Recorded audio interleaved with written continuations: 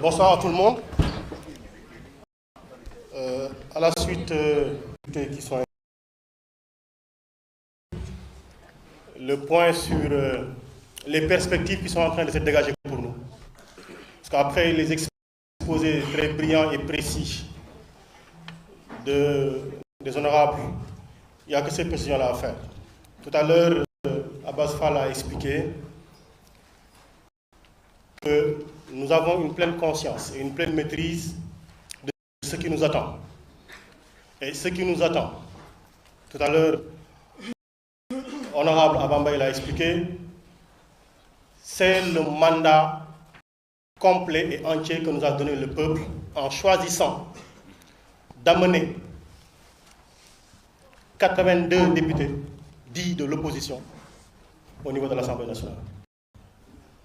Et ce mandat-là, il n'est autre que ce que nous avions promis pendant la campagne. Parce que nous avions dit que cette césure qui existait dans ce que l'on appelle l'initiative des lois, parce que dans l'histoire politique du Sénégal, l'initiative des lois a toujours été laissée au pouvoir exécutif. Mais on a bien dit, aujourd'hui, le Parlement, à travers les députés de Yewwi Askan Wi, prendra l'initiative des lois à travers un certain nombre de propositions de loi. Et je ne vais en citer que quelques-uns parce que nous en avons pour revenir auprès de vous, pour les présenter, les exposer, pour mieux faire comprendre le sens du mandat que nous sommes en train d'exécuter. On a dit d'abord ce que d'histoire récente on avait réalisé à travers le code consensuel et sur lequel des tailleurs sont revenus, des destructeurs sont revenus pour qu'on ne sache plus à quoi ressemble notre code électoral. Nous allons faire des propositions de loi pour avoir un code électoral qui nous permettra de ne plus jamais revenir sur les questions de contestation, de combats politiques inutiles et de débats préélectoraux sans fin sur la lisibilité du vote, sur la lisibilité du mandat que l'on donne à ceux qui seront candidats. Je précise, quelqu'un s'est pensé plus intelligent que nous tous en disant que si on amène ici une loi pour voter contre, contre l'homosexualité, nous n'allons pas voter. Ce n'est pas ça le débat. C'était très intelligent, son idée a été très lumineuse, mais nous avons bien vu le tuyau. Ce n'était pas ça le problème. Le problème, c'est qu'il y a une disposition légale qui n'est pas précise sur la criminalisation de l'homosexualité. Nous voulons, parce que la loi pénale, elle est précise. On ne peut pas interpréter. Elle ne souffre pas d'interprétation de la loi pénale. On ne peut pas assimiler en matière pénale. Nullum crimen, nullum poena, c'est ce qu'on dit en latin, il n'y a pas de peine ni de crime sans loi. La loi doit être précise. Nous voulons une criminalisation de l'homosexualité. Nous allons travailler à ramener sur la table une proposition de loi. Et comme c'est dit tout à l'heure, au niveau de la conférence des présidents, ils en ont 7. Nous en aurons 7. Quand la loi ne passera pas, le président de l'Assemblée nationale, celui que j'appelle le commandant président de l'Assemblée nationale, devra trancher. Il tranchera par oui ou par non. Ce que l'autre a refusé de faire, lui, il le fera. Il dira oui ou non. Et ce sera clair. On saura qui a été pour ou qui a été contre. La loi sur le terrorisme. Cette loi-là, nous allons la revisiter. Nous la ramènerons sur la table de l'Assemblée nationale. Personne d'entre nous ne veut que sa famille ne soit exposée. Personne d'entre nous, et c'est l'occasion pour nous encore, de dire oh combien merci à l'armée nationale qui, pendant que nous dormons, est debout sur les frontières du pays. Mais nous dire une loi sur le terrorisme, alors qu'elle ne sert qu'à arrêter des opposants, elle ne sert qu'à arracher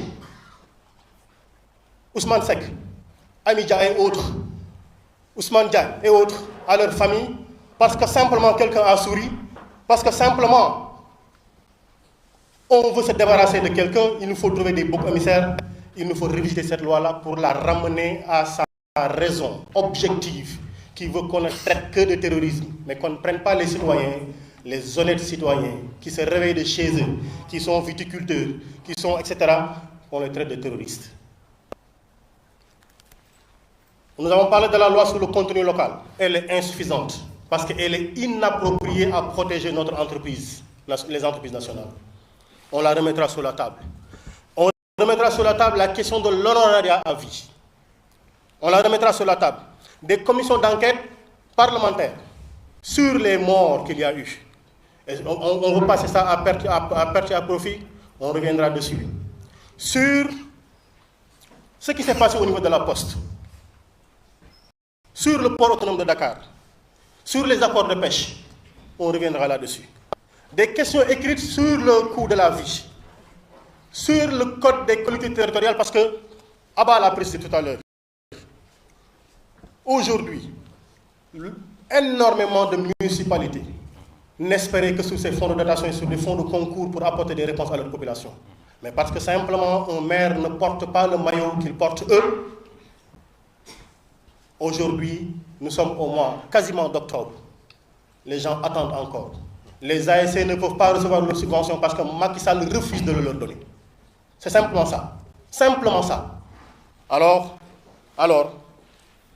il faut qu'ils sachent que, désormais, on ne part pas à l'Assemblée nationale pour insulter, comme ils le font.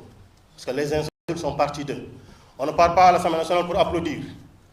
On part pour bûcher, et terriblement, durement bûcher. Et on va les obliger à bûcher.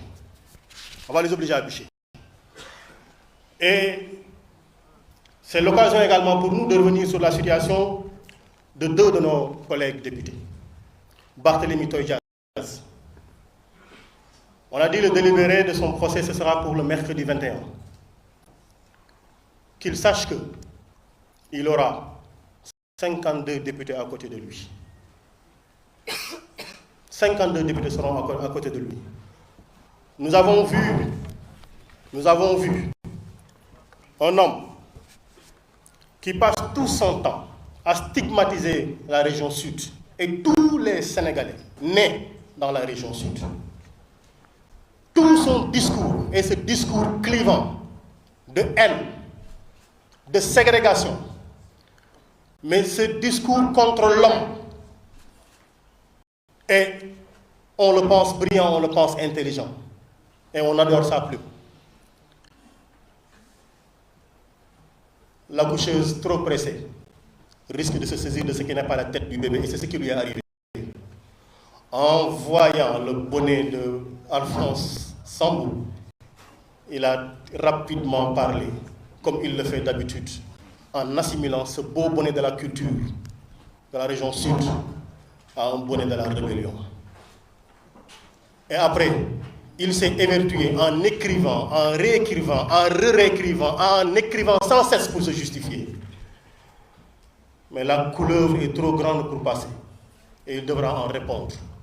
Et on espère cette fois-ci que le tailleur constitutionnel, redevenu ministre de la Justice, laissera la justice faire son travail. Parce qu'on l'a suffisamment protégé, ce monsieur-là, qu'il réponde de son insulte à la culture sénégalaise, qu'il réponde de son discours anti-humaniste, ce discours ségrégationniste, qu'il en assume les conséquences. Voilà les propos que nous voulions tenir. Nous ne voulons pas être plus longs que cela. Merci beaucoup. Je fais une dernière précision. Le secrétaire général de l'Assemblée nationale est à la retraite. C'était juste une précision complémentaire pour qui comprend. Merci beaucoup. Merci beaucoup.